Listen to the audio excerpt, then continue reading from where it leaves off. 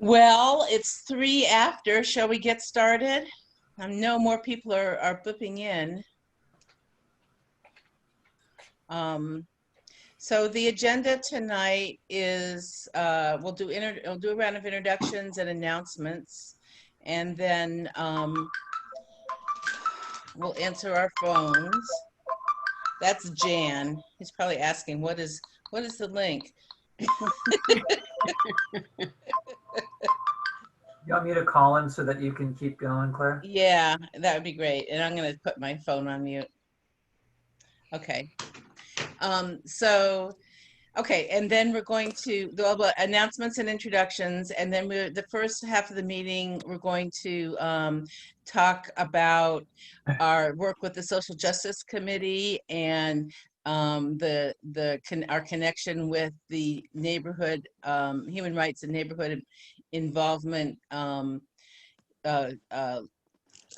agency in the city, and we have our guest speaker for that, and we'll discuss some tools that they have available to us. And then we're going to talk about microsites for winter housing for unhoused people and make a neighborhood decision about that. So that's the plan. My name is Claire, and I'm co-chair with John, and I've lived here for more than a decade now. Woohoo! On Horn Lane. And so just say your name and then call on someone else to check in next. So I'm going to call on Dwight. Dwight Owens. I live just off Maxwell. Moved back to Eugene 5 years ago. Call on someone else. Joshua. Oh, he's on the phone. Okay. Chelsea? Oh, thank you. I'm new to this neighborhood for about, I think I moved in January, and I live on Norman Avenue, and I've been meaning to come to these meetings for the longest time, and this is the first opportunity I've had. We're thrilled. Thanks for getting here. Yeah. Welcome. Next person? Julie? Oh. Okay. Julie Hume here, 455 Ritter Road, right next to Maury Jacobs Park. Been here 36 years. Thank you. Maya.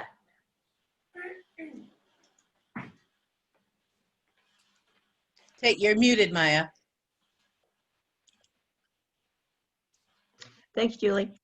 I've been here more than a decade also, and glad to be here this evening. I'm kind of liking this Zoom thing. Fabio?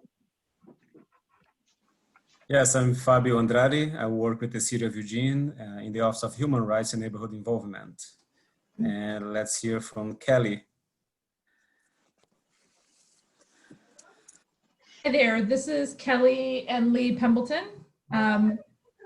We've been in Eugene a little over 3 years and in the River Road area since May of 2019. We live on River Road near Razor Park. Call on someone else.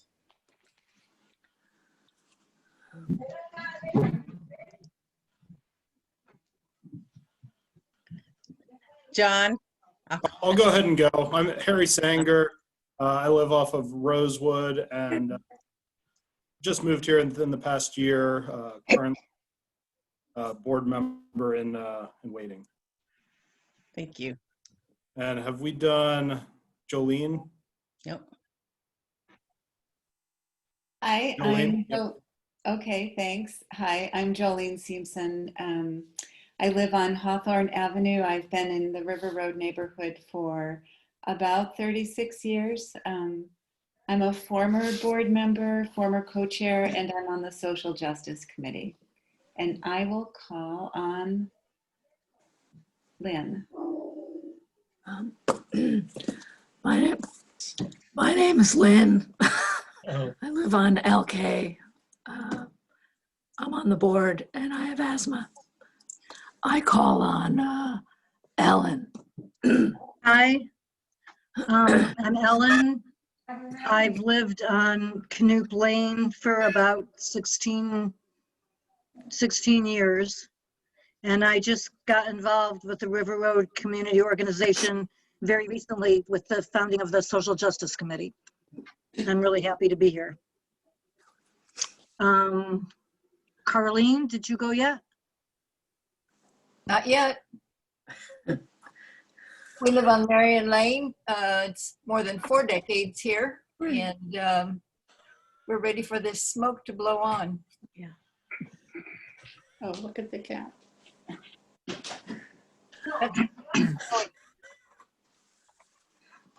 Chicago. I'm Brenda. I'm Brenda Wills. I live in Echo Apartments, and I've been here about 1.5 years. And I'll call on Zainin. Thanks. My name is Zainin Telshow. I've been on the board with RRCO for almost 1.5 years, and I've been in the neighborhood since 2013. I live on Heritage near the Owasso Bridge. And I will call on Juliet. I am Juliet Thompson, and I've lived in the neighborhood about 8 years, and I'm currently at Fairway and Hilliard. And I'm on the Social Justice Committee. So I will pass to Carlene. They already went. Carlene went. Okay. And Harry went, Kelly went, Fabio Andrew. went. How about Andrew? Andrew, great. Thank you for keeping track. Hello, I'm Andrew. This is Jackie. We've been in River Road about 6 years. We live on Jane Street off of Hilliard. Thank you. Let's go ahead with Jan. Are you talking about me, Jan? Yes. Jan's Jan, Okay, sorry, I didn't realize we were going to be vocally a part of this. I'm Jan Rising, and here's my partner. Hi. Wendy. We've been in Eugene for 3 weeks, and our good friend Susan Brown, who lives on Arbor Drive, told us about the River Road organization, and we live on Audell Ave, right next to Emerald Park. Fantastic. Three new folks. To be sure that you get on the mailing list for the newsletter if you're not already. Okay, I guess Susan's just been forwarding us the Okay. notice. Put your email in the chat. Okay. Anybody else? Maya, you went. Matt? I don't think we heard from Matt. Yeah. Or Joshua. Okay. I could go, I guess. I'm Joshua, and I'm on board. And yeah, I've been in the neighborhood for a few years, at least in this stretch. I've lived here a few times throughout my life in this neighborhood, in one form or another, but yeah. And yeah, that's it, I guess. Did we miss anybody? I still haven't been announced Oh. myself. Jan is having a really hard time getting in. Jan Spencer, he had the right meeting ID and the right passcode and couldn't get in. And I finally was just like, I don't know. So I guess he's just gonna have to. He'll pop in when he gets it. Okay. Thanks, Joshua. I had a hard time getting in with the password as well, but I did. John Belcher, I'm co-chair as well as Claire. I live off of Arbor on Rome Lane, and I've been here almost 11 years. And it looks like Ann just popped in. Would you like to introduce yourself, Ann? You're on mute. I don't know what I just did. There you There we go. go. Hi, I'm Ann. Dan is coming shortly. We live on Sunny Drive, and we've been here since June of 2019, so a little over a year.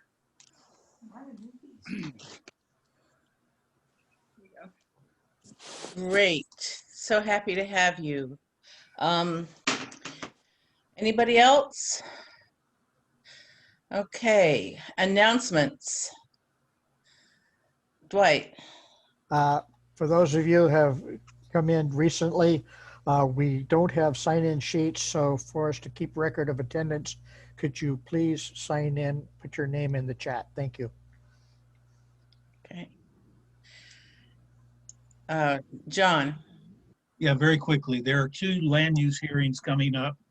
The first one is to construct a sidewalk for the students that go to the middle school and the elementary school up in the corner of Maxwell and North Park. So the road that the sidewalk will be on is North Park Avenue between Maxwell and Howard.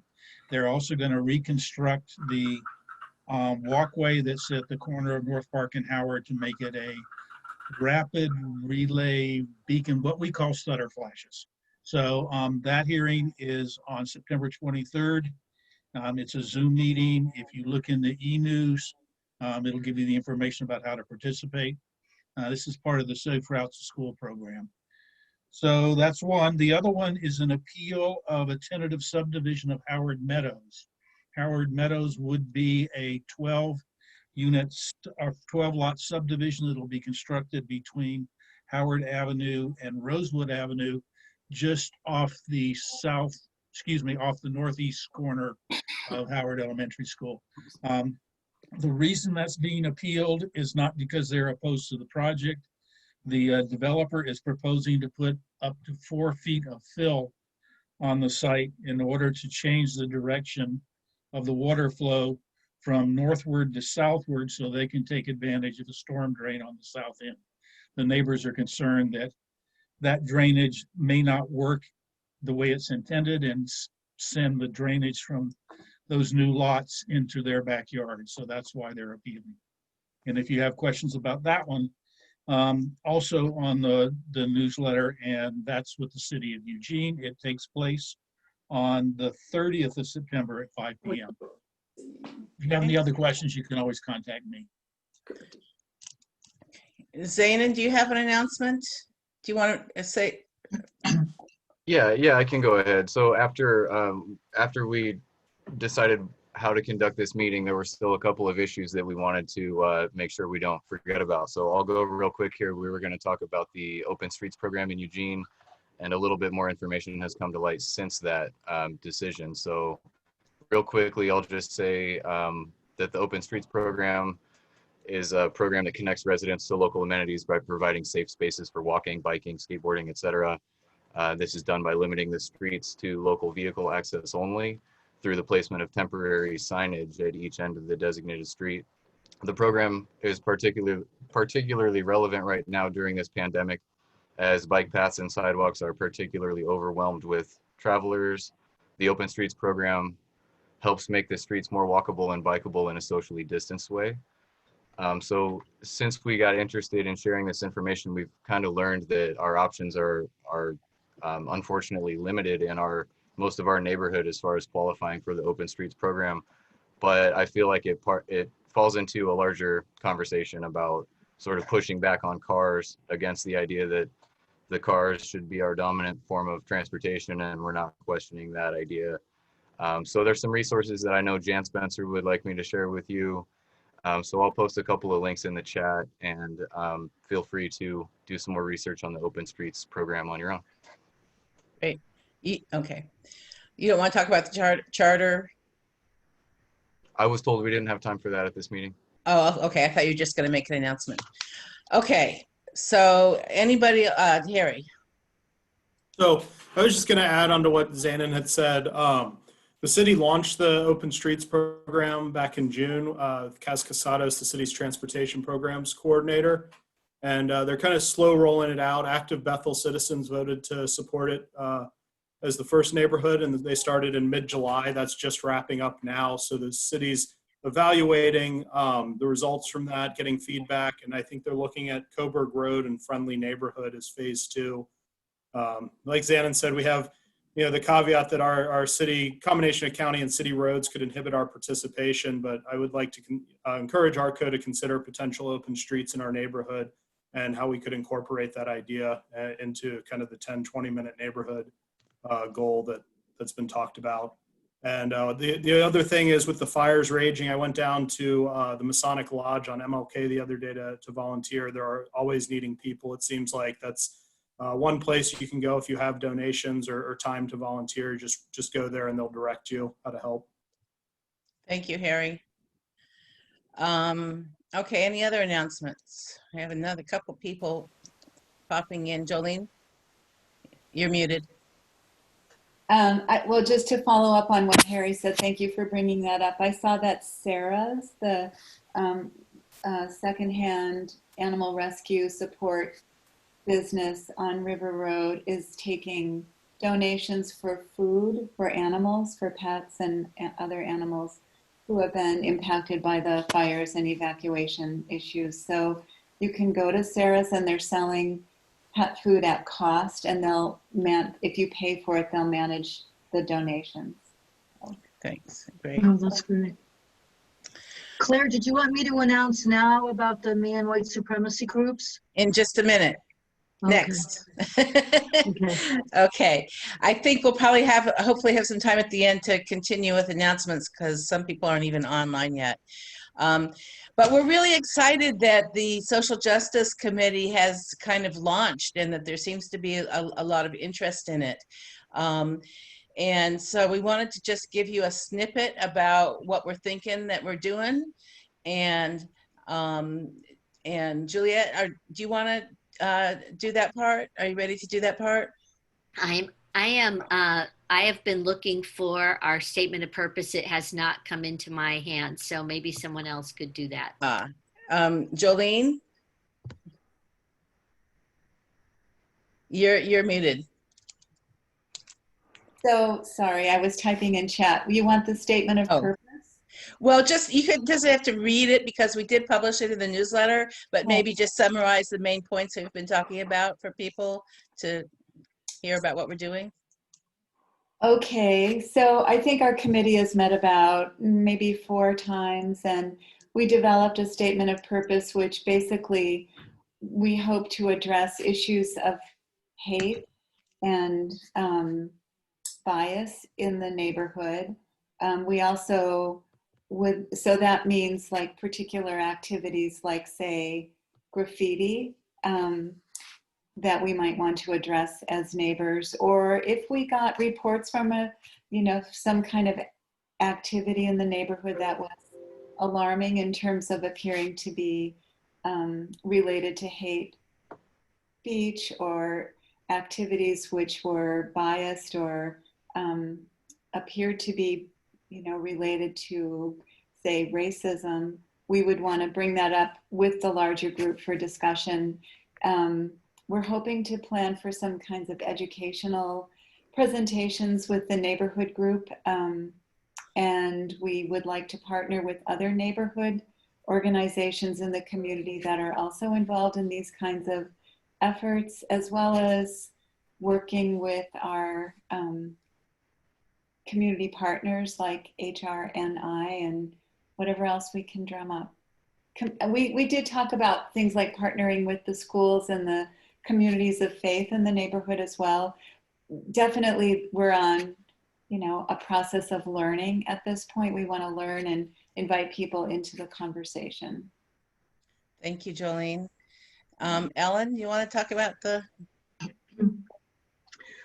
We're going to facilitate people participating in groups that are called Me and White Supremacy. These groups have originated, they've been ongoing in different parts of the country, and you work in a small group of anywhere from 3 to 8 or 10 people, and it's a journal writing practice, and then the groups meet, people meet together once a week for 5 weeks, and there's topics like how things like white superiority or white fragility, how those, you examine through the journal writing, how those things have been part of your own life. It's very eye-opening and kind of disturbing, but also liberating in an interesting kind of way. So Claire's announcing it in the newsletter, and the notices has gone out also from the rec center. And so any people who are interested in doing it, will facilitate these groups coming together. And then later, if you want, we're hoping that out of that, people will be motivated to do social justice work. And we'll also be hooking up with other people in the larger community who've participated in those groups. Yeah, kind of a community consciousness raising effort. Thank you, Ellen. So part of what we did recently is we heard about an incident in the neighborhood, and we were scrambling about how to respond to it. And I know that in the past, the Office of Human Rights and Neighborhood Involvement have put out a hate and bias report. They kind of track incidents through the city. And then they have published a toolkit that would help us figure out what to do when we were confronted with these situations in our community. So we called them up, and they have been so generous as to send us Fabio Andrade. So take it away, Fabio. Thank you, Claire. And first, I want to say that we are really pleased that your neighborhood association has created a social justice committee. It is some form, a new type of work for neighborhood associations, and it's pretty inspiring that we can see these groups developing in Eugene. So thanks for being engaged, and thanks for supporting our work with hate crimes and discrimination, especially supporting victims for those cases happening in Eugene. I have a presentation, but I cannot share. Can you allow me to share, Claire? Joshua, enable screen sharing, please. How many minutes do I have now? Well, we have till 8. Okay. Should be able to share now. I want to say that since we started the Social Justice Committee, 2 other neighborhood associations have connected with us and said they're doing similar things. So we might be creating a network.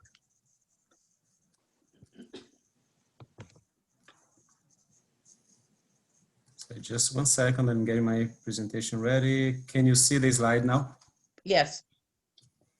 Okay, so I'll give a brief presentation about an introduction to our Rights Assistance Program. We call it RAP. That's the program that supports the victims of hate crimes and discrimination in Eugene.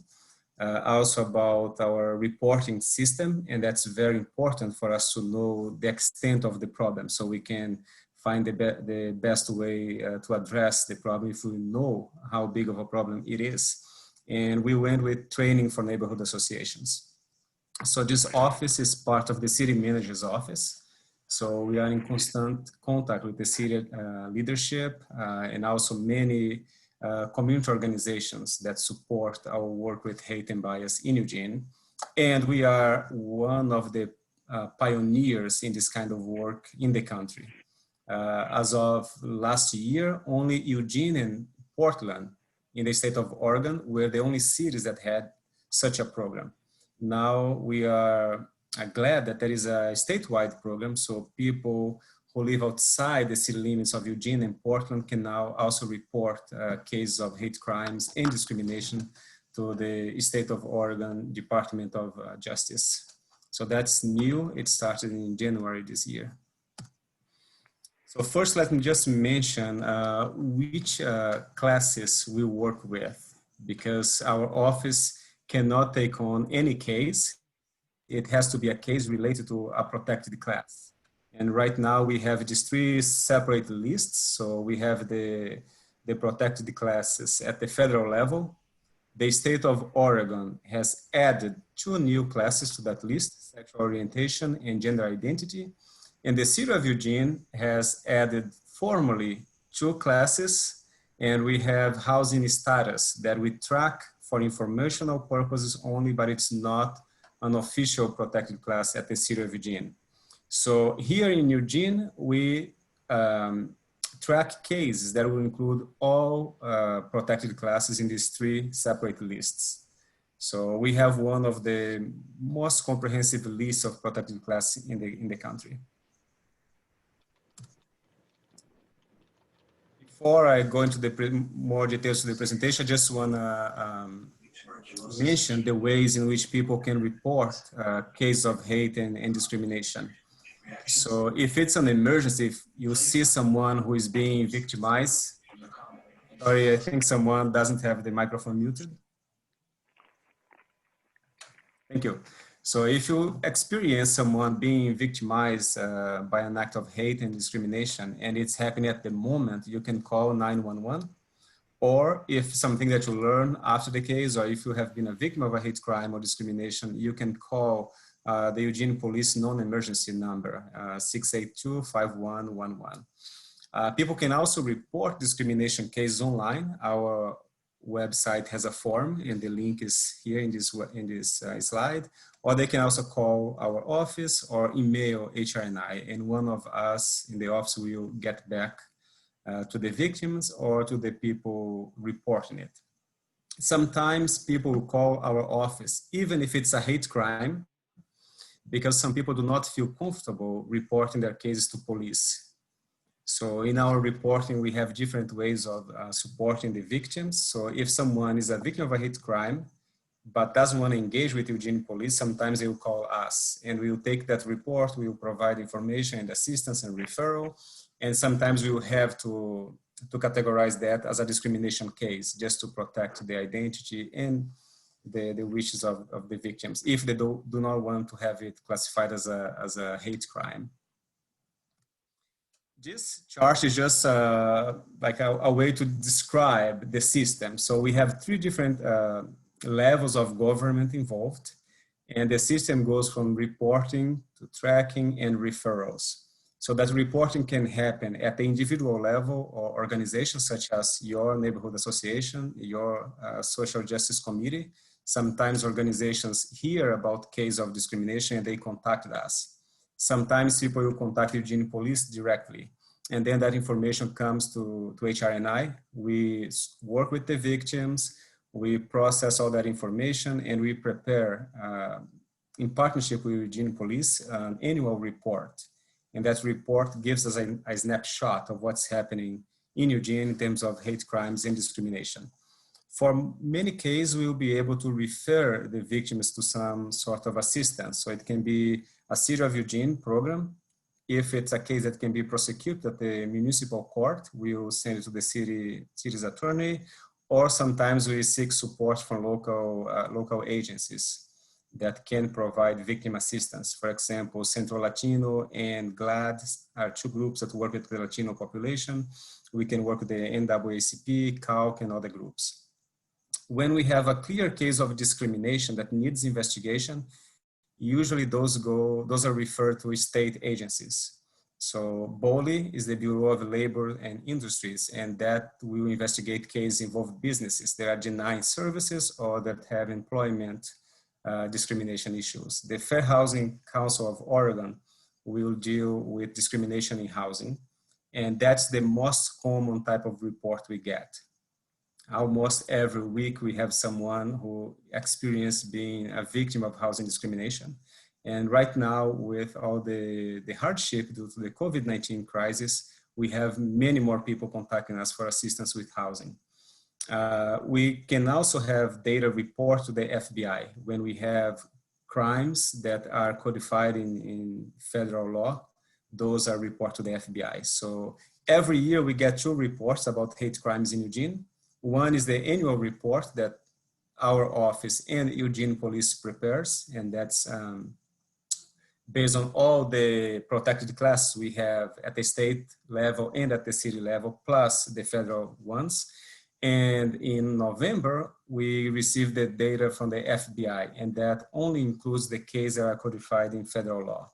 So sometimes people see the reports and they have different numbers, and that's why, because our reporting is more comprehensive than the one we have, we provide information to the FBI. Every time that FBI report comes out, we have many media pieces about Eugene being the city with the highest number of hate crimes, and that is not the case. That happens because the reporting is not a requirement. Cities and counties, they report, it's a voluntary action. So some cities will have a strong reporting system, like our case here in Eugene. some cities do not have a reporting system at all. So their data will come as 0 just because they're not tracking it. And when people go to the FBI website, there's a warning that their data should not be used for ranking purposes, but every year there will be some media outlets who will take that data, prepare rankings, and say Eugene is one of the cities with the highest number of hate crimes. But that is not the case. We are just doing the work the way it should be done, and sometimes we are being punished for doing our work in that way. I'll give you a brief, some information about the latest report. The 2019 report is going to be released next month. So the data I'm presenting here is from the 2018 report. So what we can see here is that in most years, our cases stay just below 50 hate crimes cases per year. Those are reported cases. There are many more, but people sometimes do not report those cases. That spike in cases in 2017 was linked to the election. And after the last presidential election, we saw an increase in hate activity. And we are experiencing something similar right now. So for 2019, the data was similar to the historic trend. For 2020, we can already see that there is an increase in hate and discrimination activity in our city, unfortunately. This just shows the type of crimes that are codified by Eugene Police. You can see a lot of vandalism. Those are mostly cases involving swastikas, assault, and those are almost all against African Americans. And then we have some cases of intimidation and harassment. Here you can see the motivation for the hate crimes. Most of them, I mean, the category with the highest number of cases every year has been race. So when you get race and ethnicity, usually we get like half the cases every year are about race and ethnicity. In 2018, we have quite a high number of cases based on sexual orientation. That has gone down since then. Here you can see the groups that have been affected the most. African Americans are year after year the most impacted group, despite being just 1.7, 1.8% of our local population. So let's make that number more impressive because it's such a small percentage of our population, and every year they are the group that are impacted the most. This map just shows the distribution of cases in our city. You can see that the River Road area is quite light in terms of cases. One thing to note here is that many cases that may have happened in that region are not captured in this report because we have large portions of the River Road community that are county jurisdictions. So if a case happens in those areas, they would not be included in the City of Eugene report unless it involves someone living in Eugene or a business and organization and so on. So if we find a link to the City of Eugene, then we can include in our report. If not, criminal case will be investigated by the sheriff's office. Now, starting in 2020, people can report to the state level and those would appear in the state's report.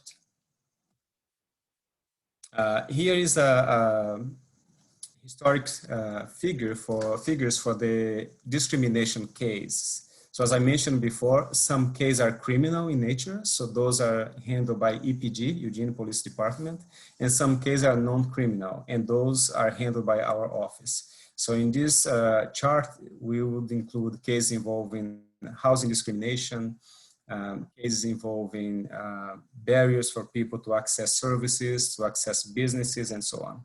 So those would not be criminal, they would be more cases of discrimination based in one of those protected classes. Here is just, we're just disaggregating that data based on the motivations. And again, you can see that race, national origin, ethnicity, they always appear at the top. So similar to the hate crimes, the case, the non-criminal cases also are mostly motivated by race and ethnicity. Here we can see the groups that were impacted the most. So the Latinos and Hispanics are the ones that are impacted by discrimination cases the most. And those usually involves harassment at businesses, and harassment in public transportation, and also in the streets. As Claire mentioned, we do have some materials to support neighborhood associations and any community group who wants to work in prevention to hate and bias activity. So we prepared a hate and bias toolkit, and that toolkit will train people to identify hate and bias incidents, know how to report such incidents, and also develop strategies to address that activity at the neighborhood level. So we have a training program that can be delivered to neighborhood associations, and that training program before COVID was a 5-part training in which people would get together and go through some practical exercises, learning how to intervene, how to identify, how to report, and how to support the victims of hate and bias in our city. Since COVID-19, we have not been able to deliver that training. We are adjusting the material in a way that makes sense to be delivered online, and we'll be providing more information about those trainings soon. And we are right now scheduling a new program for neighborhood associations, and you all will receive, the chairs will receive information about the dates and how to enroll, and they can distribute it with members in all neighborhood associations. So if you go to that training, some of the tools that are available are a quick guide to reporting, readiness and learning checklists, example of statements that the groups can take. Groups such as the social justice group in your neighborhood association and other groups can use that material. We have action plan templates, scripts if we are going to conduct a door-to-door outreach. And we also have additional materials to learning, and that include a lot about our history and how hate activity happens and which groups are involved in promoting hate language and this culture of non-acceptance in our region. So I would be really excited when we announce the dates if you see your group joining us for those.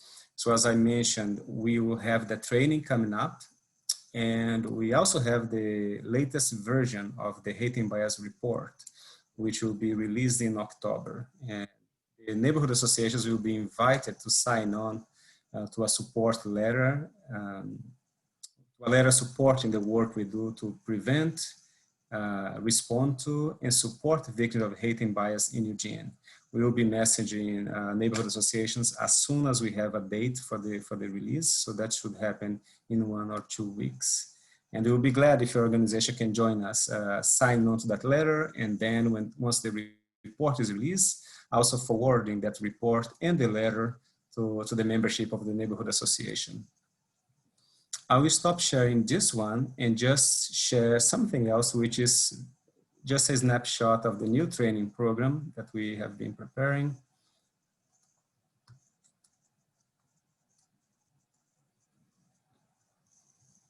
And this is a training program that we have been delivering to City of Eugene staff. And this training includes a lot of information about the history of Oregon and Eugene.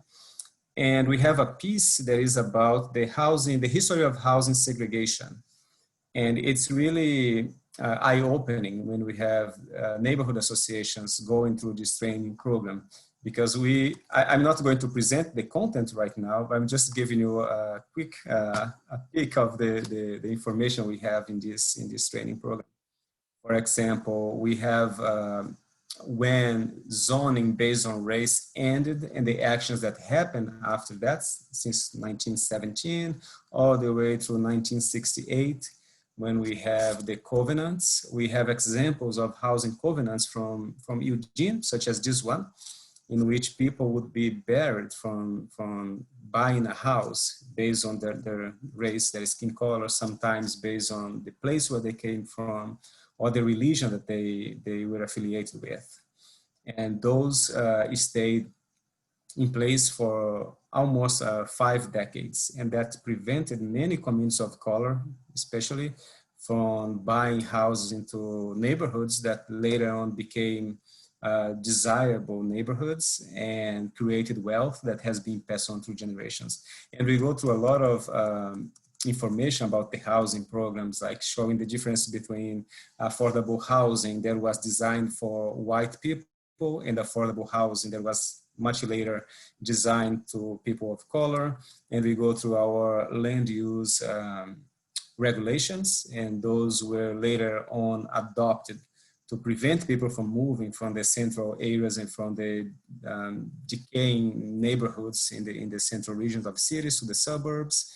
And unfortunately, many of those actions had the support of homeowners association, neighborhood associations, and other groups that were intended to protect the interests of the residents of those suburban developments.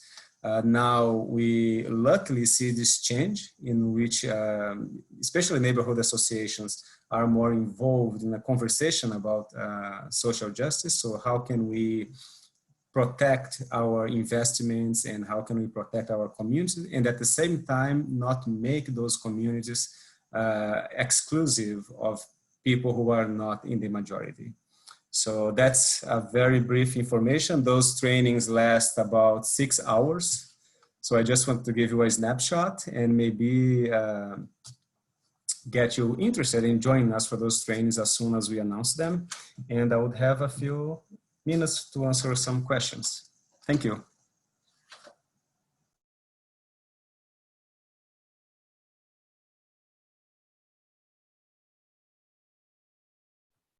Claire, you're muted if you're talking. Got it. Am I muted still? No. Okay. That, you know, to create inclusive and welcoming communities is one of our neighborhood planning goals, and also one of the part of the purpose of the Social Justice Committee. And so that's really relevant to what Fabio is sharing with us. I see a question from Brenda about reporting. Do you want to speak to that, Brenda? Sure. I also neglected to say I'm on the social action, the social action committee. So I just wondered, Fabio, if you could keep track of county, like if, I mean, hopefully we don't have 10 incidents, but if we found ourselves responding and hearing from people, have taken the training and we can kind of answer the documentary questions, but it's a county, the person lives in the county, is there a way you can keep track of that even though you don't put it in your final report, so that you had kind of a county accounting at the same time? Is that against the law since you work for the city? We cannot do that, but as I mentioned before, now there is a statewide system. So all law enforcement agencies have to report their hate crimes. The law changed in the state.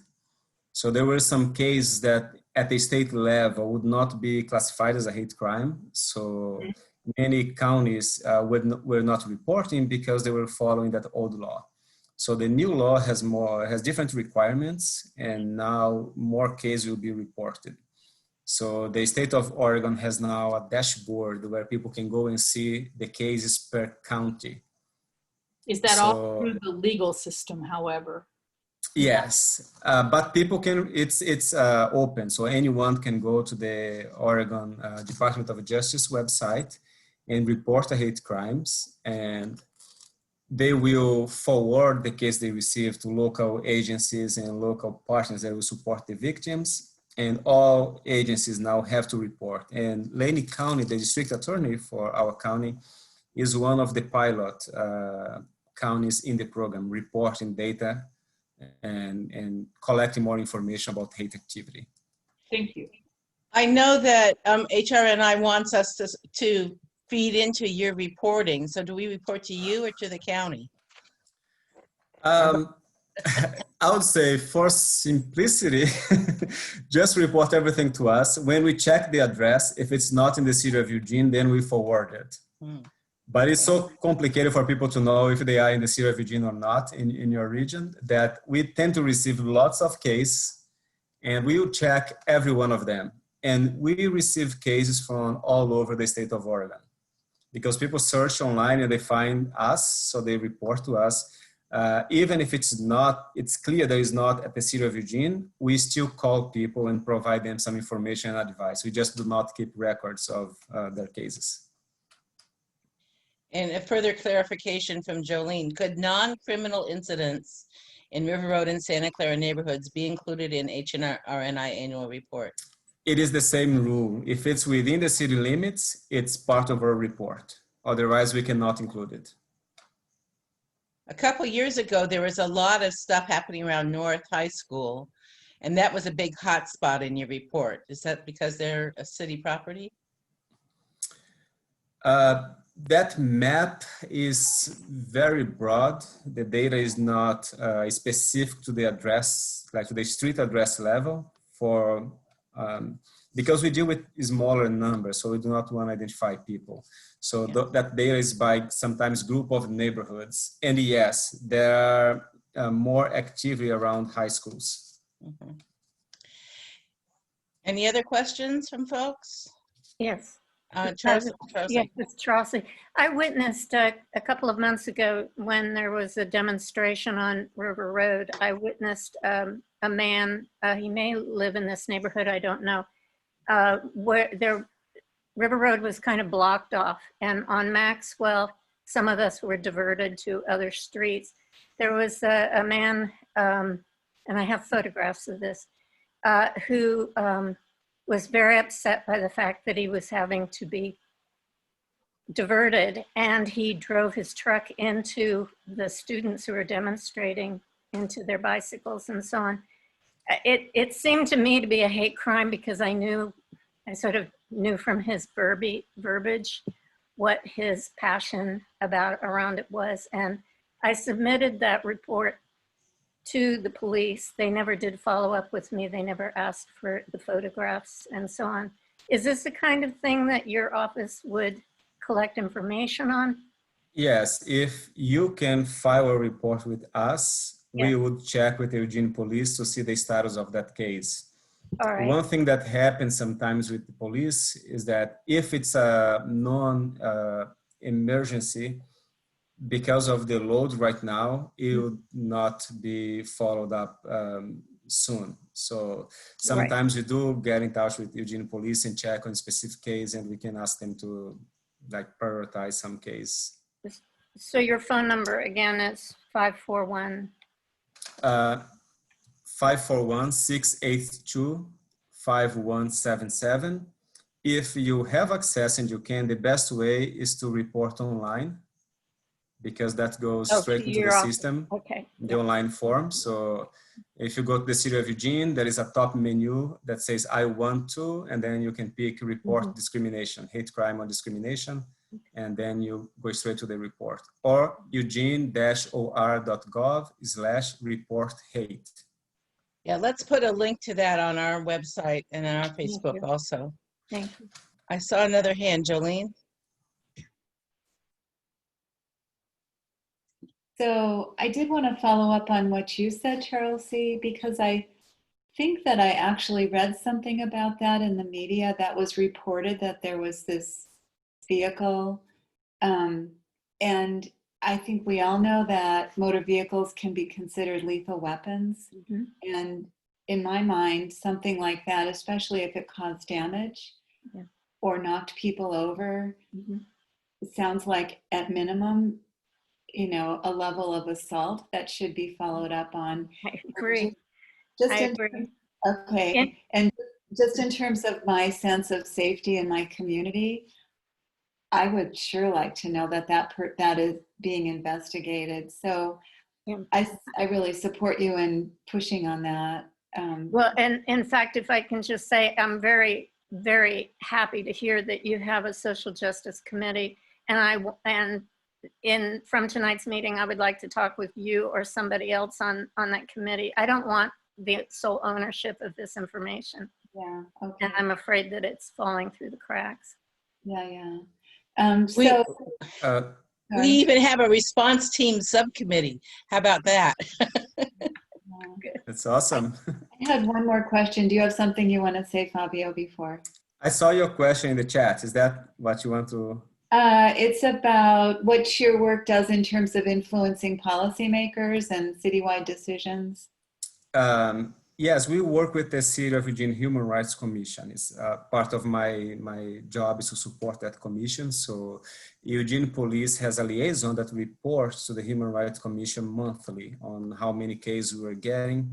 And that's how we provide recommendations to City Council. So some of the more recent ordinances protecting rights of individuals have come through that work. Okay. So there's a lot of visibility given to the issue because we have this reporting, because we have documented cases through Eugene Police and also through our office. Good. All right. Thank you for your work, by the way. Yeah, thank you. We have a related question from Carlene. Do you want to read it, Carlene, or should I?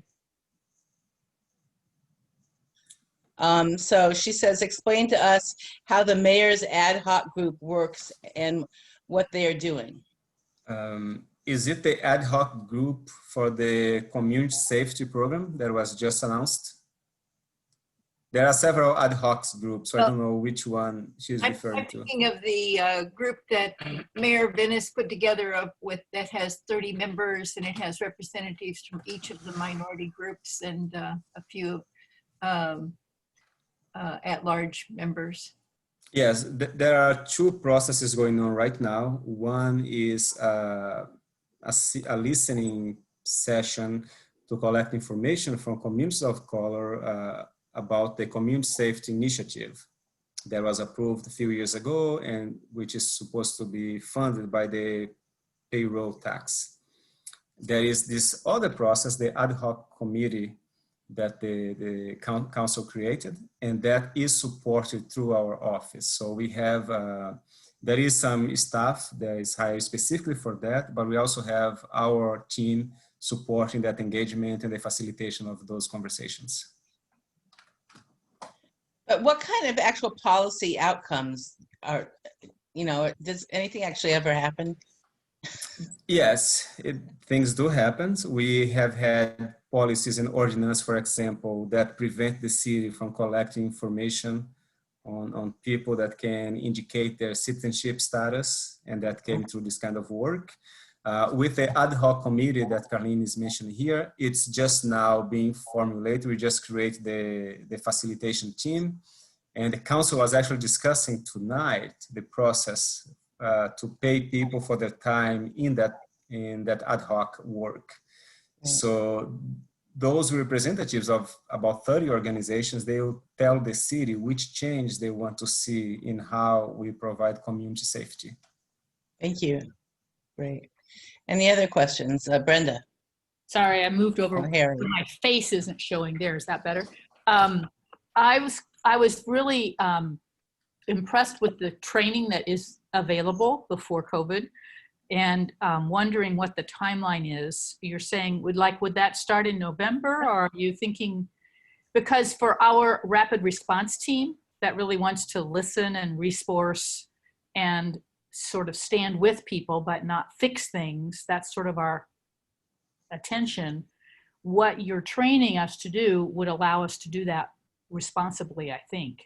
Yes, and we are expecting to have more information about that next week. Okay. If you want something more urgent or immediate, the Jewish Federation here in Eugene is organizing 2 trainings online. And I think that's coming up in 2 weeks. I have the information written somewhere and I can forward to you, but if you have access to their website, they are offering 2 trainings, and they are related to identifying and also responding and supporting victims of discrimination. We'd be very interested in that information. If you could give it to Claire, that'd be helpful. Harry? So I had a similar question. I was really interested in the housing training and curious on how we could follow up with you and get more information, or if you are going to supply that to Claire and John when it becomes available. Yes, that's part of the training that we are right now packaging to deliver to neighborhood associations. We did a kind of a pilot with the Bethel neighbors, and that ended last week. So now we are just reviewing what we did with Bethel, because there was a 3-part program, like 3 separate meetings. But that's not the format we are going to offer to every neighborhood association. So because of the number, we are going to offer a combined training session that people can join from any neighborhood association, more probably as in a webinar format that people can join in, listen to the presentation, and then have questions at the end. The training we do for our own staff, and those slides are part of that training, is a 10-hour-long training, and that's more interactive. But right now we are busy delivering it to the entire workforce of the city of Eugene. So that's taking a lot of our time, but we do want to offer some version of that to neighborhood associations and other community organizations. Right. So so go ahead, Harry. Well, I had one more question. It was more technical in nature. You were sharing some of the numbers with the hate crimes around 40, and there was the 1 year it spiked up to 70. Do you know how that compares to nationwide statistics, and is that high or low or kind of right in the middle? And here's the issue: we cannot compare. We cannot make those comparisons, and that's the mistake that many people and media outlets do, because the data is not collecting the same way. So we cannot make those comparisons. And as I mentioned, we have the system in place, and some cities have no system at all. So there is no data to compare, because we would be comparing things that are completely different. Like the definitions in each jurisdiction is very different. Okay, we need to wrap up this part of the agenda. I'd like to invite you, if you're interested in exploring the White Supremacy and Me journal groups, put a note in the chat. If you're interested in Social Justice Committee, put a note in the chat. And we will be using Facebook and other outreach medium for disseminating some of this information and these trainings coming forward. So thank you for your interest, everybody. Thank you so much, Fabio. Looking forward to working more with you. Thank you all so much for having this conversation at the Neighborhood Association. And I also say hi to Misty. She was also in contact with me about speaking to you today. Misty is really working really hard right now with evacuation stuff. So that's why she's not here tonight. Thank you. Bye. Bye-bye. Okay. If you have other questions or think of other stuff, go ahead and put it in the chat as well. And I'm going to turn it over to John and Dwight. Dwight, would you like to kick us off? What? I asked Dwight if he'd like to get started. Okay. What I would like to do is talk about microsites, what they are, and what's expected of the neighborhoods by the city. First off, a quick definition of a microsite is a location that provides transitional shelter to a small group of individuals who are currently experiencing homelessness. Up to 6 Conestoga huts or tents are allowed by city code.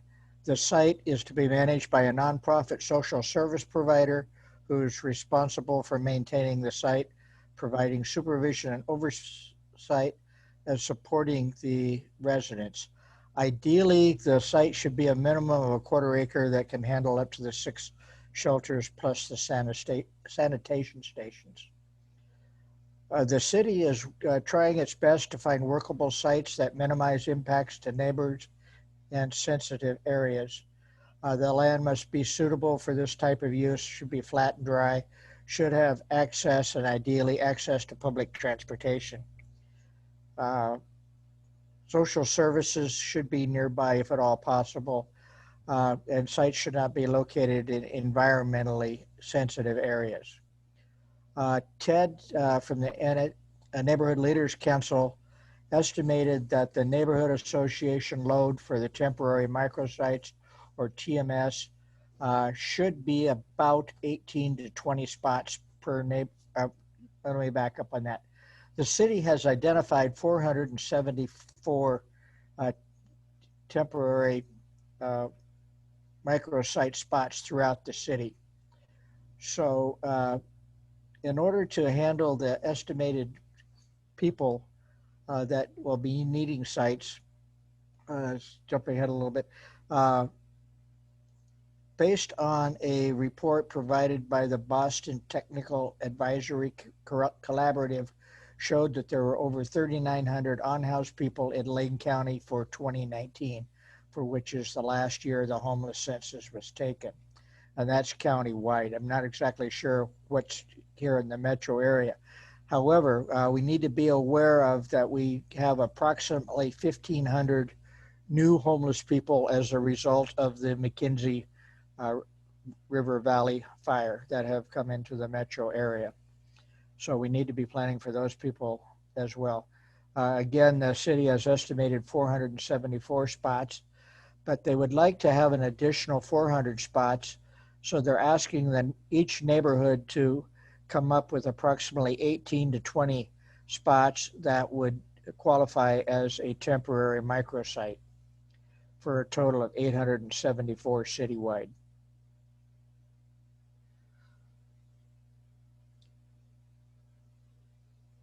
To update where we are currently in the River Road Community Organization, we know of at least 2 car camping sites. So based on that, we need to come up with additional 18 or so locations for microsites.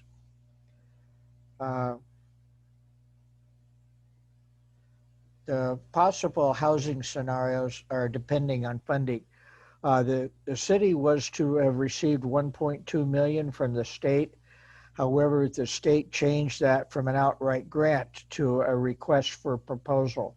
So Sarai Johnson, who is the city county housing point person, is in the process of putting together a grant proposal for funding microsites. If the funding comes available, there'll be safe sleeping rest stops and microsites sanctioned for overnight vehicle parking.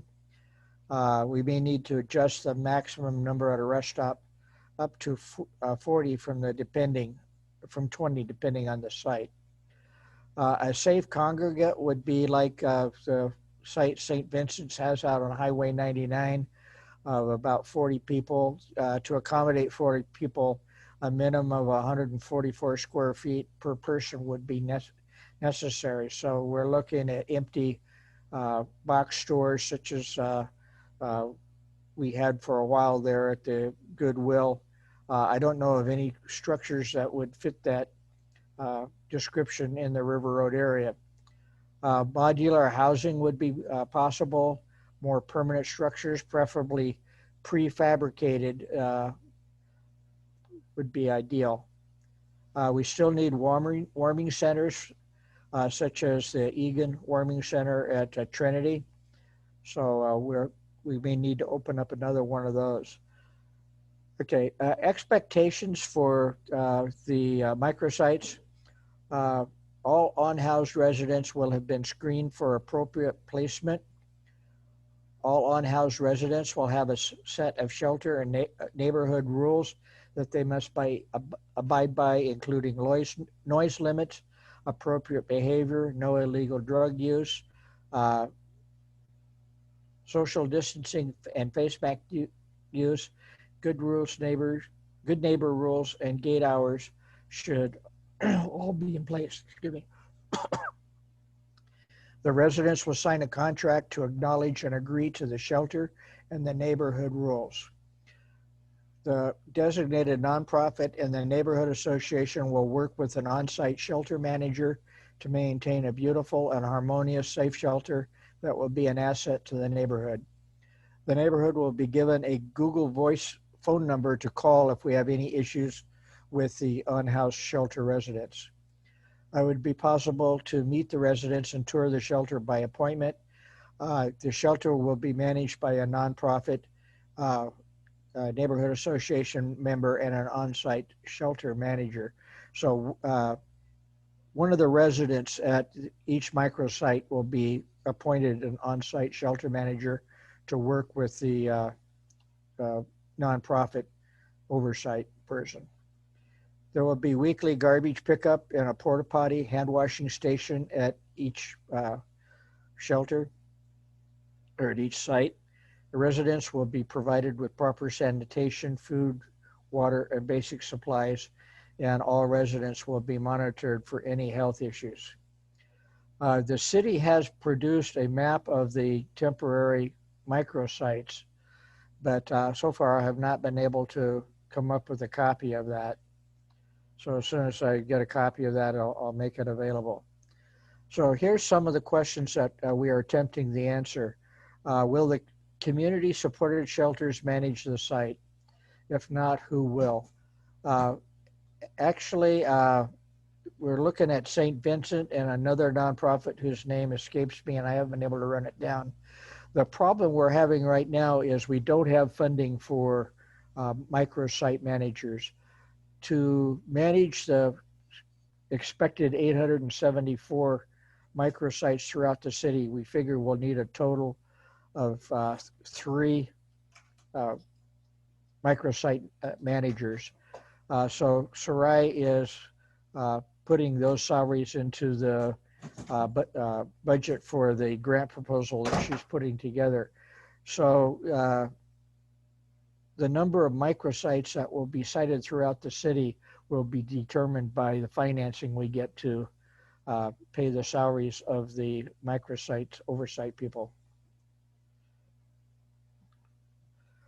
Let's see, I've gone over most of this. We have yet to figure out what the expectations are of the property owner, what the duration of the commitment is. We're also looking for a mechanism to inform the neighborhood association and nearby neighbors. We're putting together an outreach piece that we can distribute to the neighborhood as we find out that microsites are planning on being sited within the neighborhood. We'll be able to give feedback both to the city, and I will be the point person for our neighborhood for feedback, and I'll be giving you my contact information here shortly.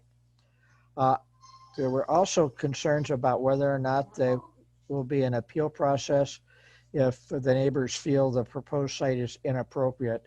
That's something we still need to work out. And then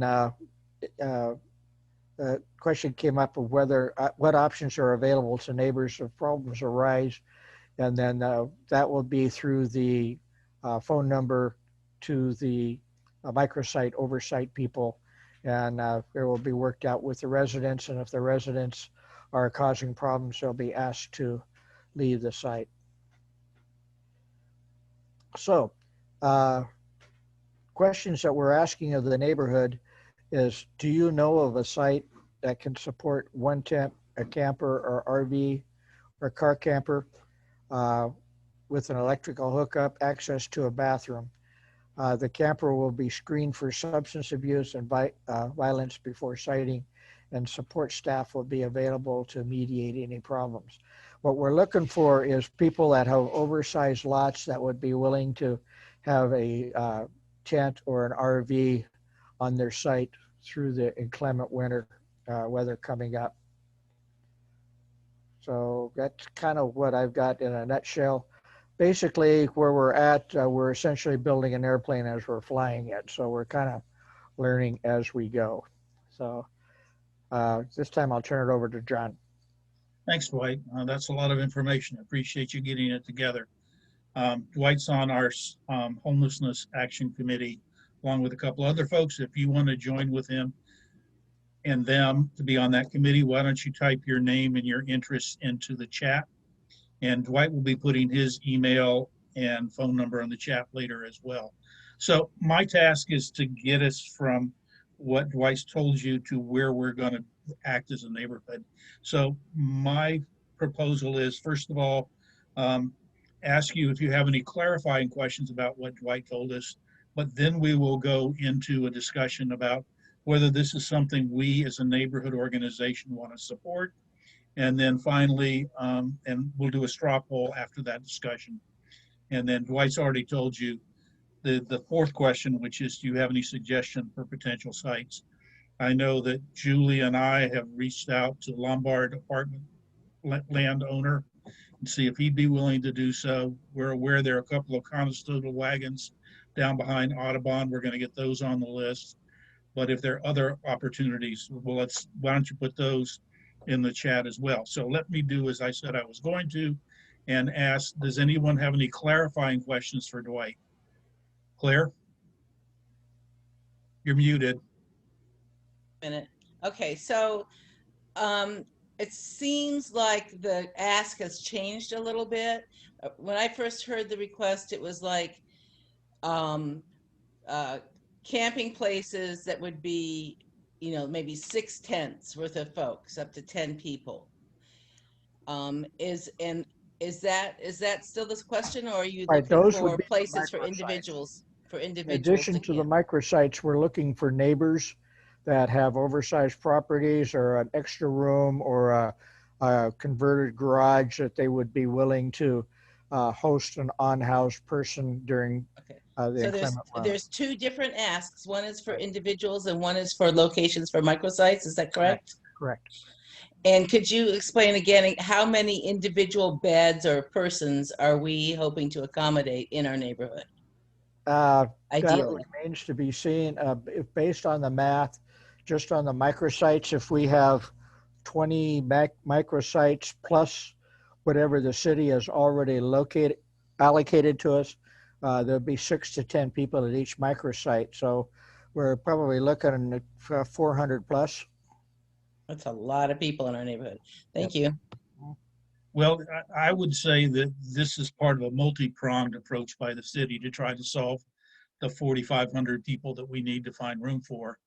For example, I think you may be aware that the city and the county has purchased the old, the old vet clinic site at 100 River Avenue. Their short-term purpose for that site is to be a COVID center for homeless. In other words, if people who are homeless are showing COVID symptoms, they can go there and stay until they're cleared.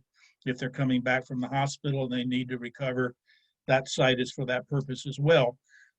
But hopefully COVID will no longer be as important as it is now. And eventually the goal is to turn that into a resource center for people in the long run, sort of like the Highway 99 station that St. Vinny's runs, but it would be residential. So there are a lot of things the city's trying to do, but we're focusing tonight on the microsites issue and potentially single camper sites as well. So are there any other questions for Dwight? And before we go into discussion? See none. So what do you think? Just give us your thoughts about whether this is something the neighborhood organization should support. And then after we have a little bit of discussion, we'll take a quick straw poll so we can report back our level of support. Dwight? Yeah, raise your hands, please. The reason we want to take a straw vote is because if we have neighborhood buy-in, Sarai can include that in her grant proposal, and that would increase our chances of getting funding for siting the microsites.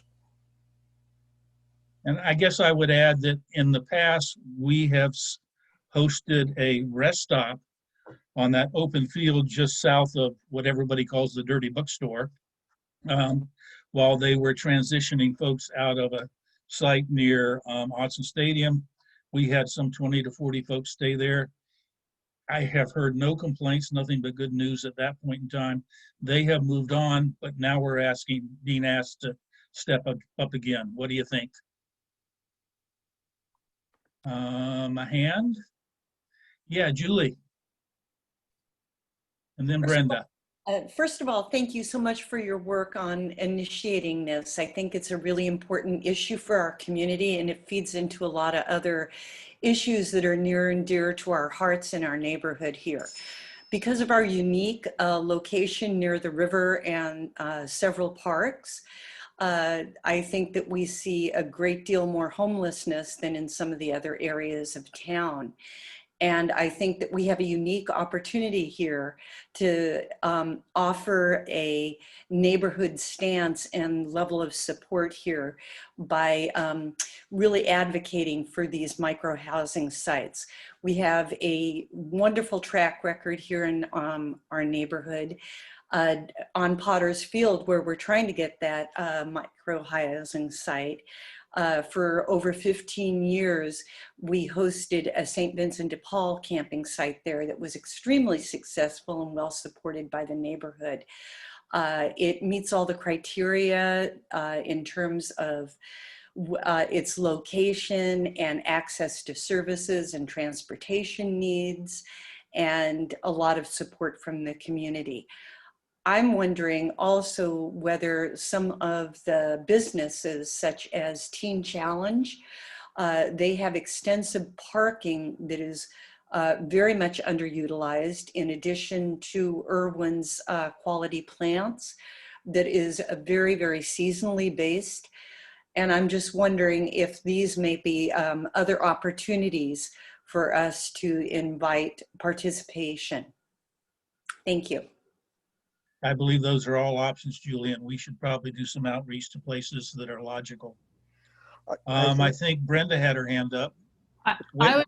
Let's let Dwight go first, Brenda, if you don't mind. Just to comment on Julie, we don't know what sites have already been designated by the city. Once I get the TMS map and know which sites in the neighborhood have already been designated, then we can look for additional sites. So I appreciate your comment. Yeah, Brenda, thanks for waiting. Sure. I put in the text what I want to say, but just to say, I'm a part of a church called Wesley United Methodist, not the one that's local. It's not in our neighborhood, but they have 3 Conestoga wagons where I think vets live. No indoor plumbing. They have a porta potty, and the church had an outdoor bathroom because it's kind of built like California, where you have to go outside to go from one place to the other, so that the residents have an outside access to a shower and a toilet. There's not, that I'm aware of on a day-to-day basis, any or Sunday morning interaction with the people who live there, and they're managed by someone, probably by the nonprofit, like Dwight was saying.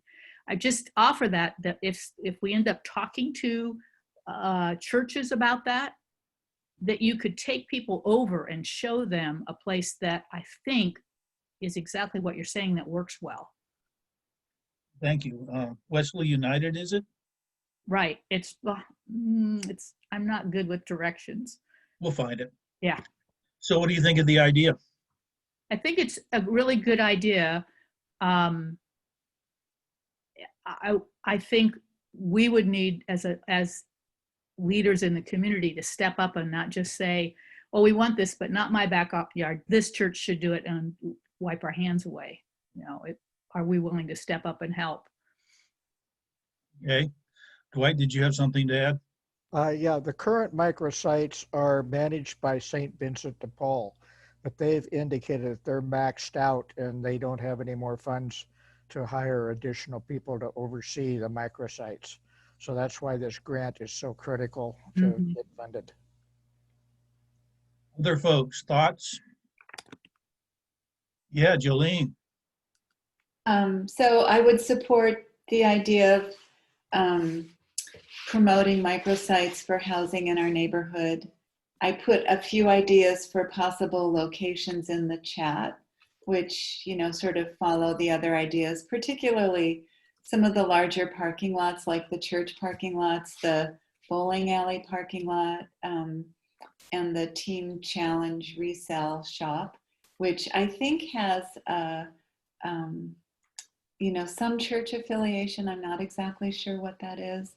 And I'm a member of the Unitarian Church, and we do indeed have 3 Conestoga huts on our site that have worked fine for years and years. And some of the residents there actually do come to the church and volunteer in various ways at the church. So it's a nice interactive setup. So like Brenda, I would be very happy to be a liaison if there are churches in our neighborhood that are interested.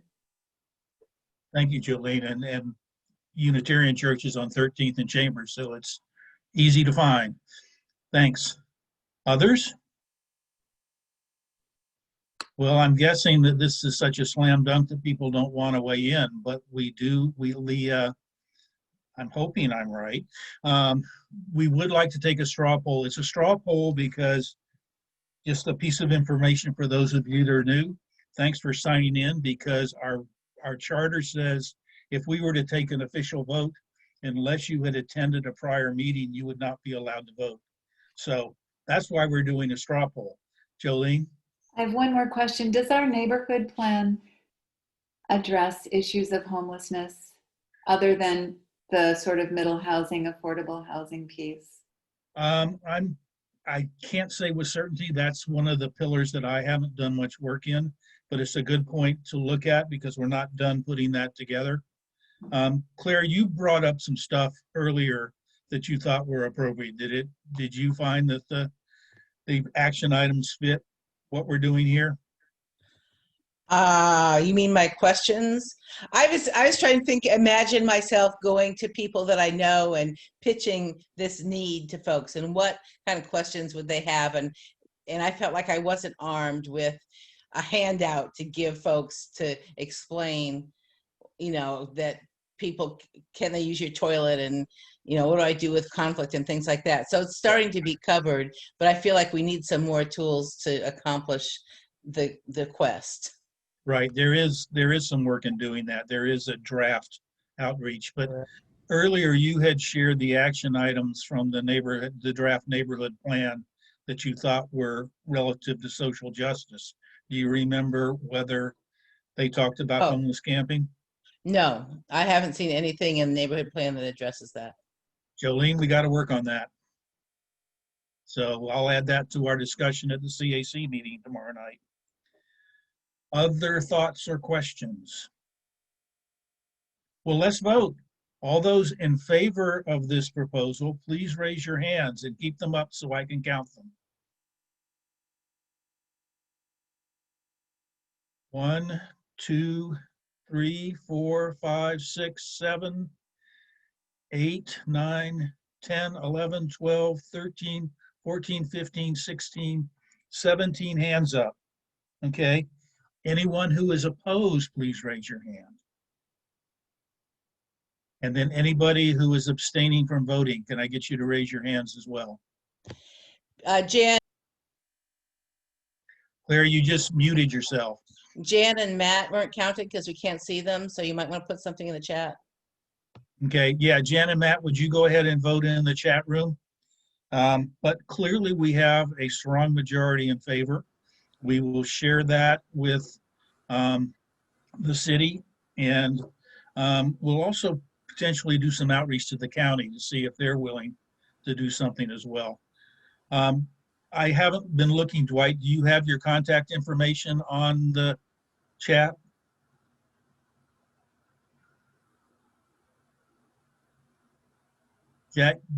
Dwight, you're muted, I'm sorry.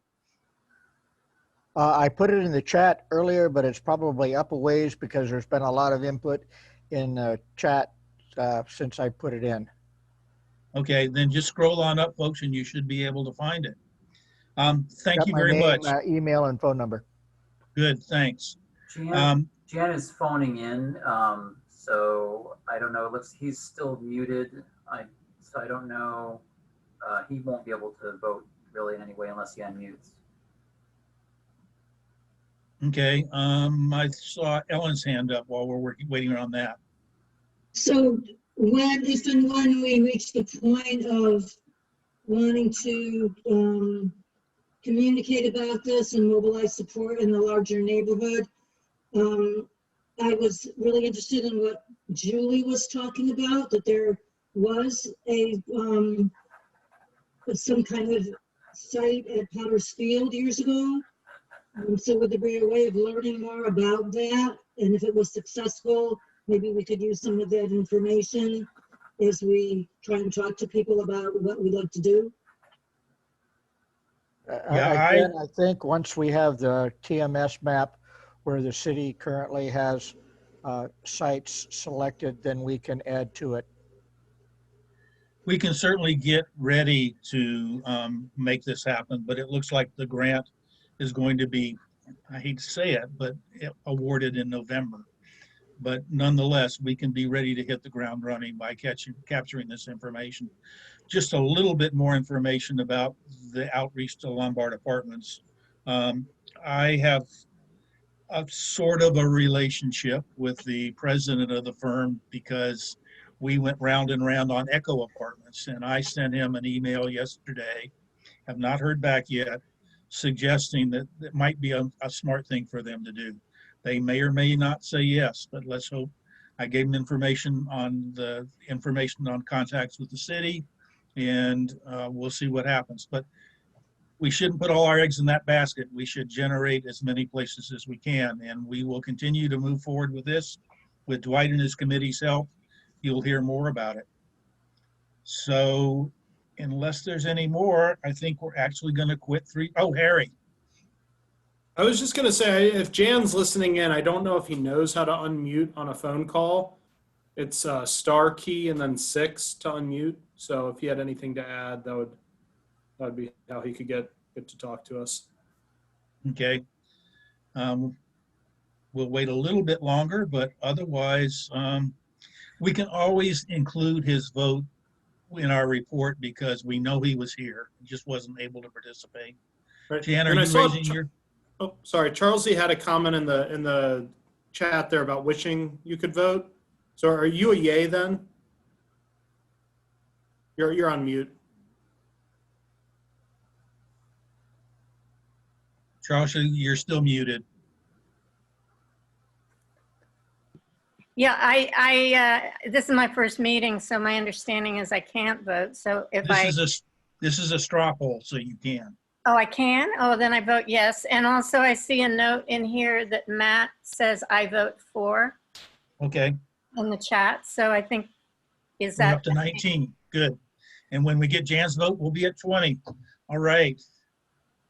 Class dismissed, thank you. Oh, it's Julie. Yes, I'm looking over in the chat box and I'm sorry, I'm not seeing Dwight's information. So if you'd be so kind, Dwight, to just put it in again, that would be very helpful. Thank you. Jan and Wendy just voted yes in the chat. Okay, Oh, great, very thanks. good. Thank you. You're welcome. Before we leave, I just want to check if there are any further announcements that we didn't get to at the beginning of the meeting. If you have not signed in chat, please do so. Okay. And then you can officially vote next time. Right. And I see, thank you people who have indicated your interest in the various activities going on. Our neighborhood association is becoming more active and engaged, and it's really exciting to me. Thank you for being here. I have a strong background in neighborhood associations, but in another community. And I really believe in strong neighborhood associations. So thank you very much. We're so happy to have you. Okay, anything else from anybody? Until next time then. And let's everybody. use Facebook more. Use Facebook more for these kinds of Harry announcements. has a hand up. Who? Okay, never mind. Okay. Bye-bye. Harry's waving goodbye. Take care, all. Thank you.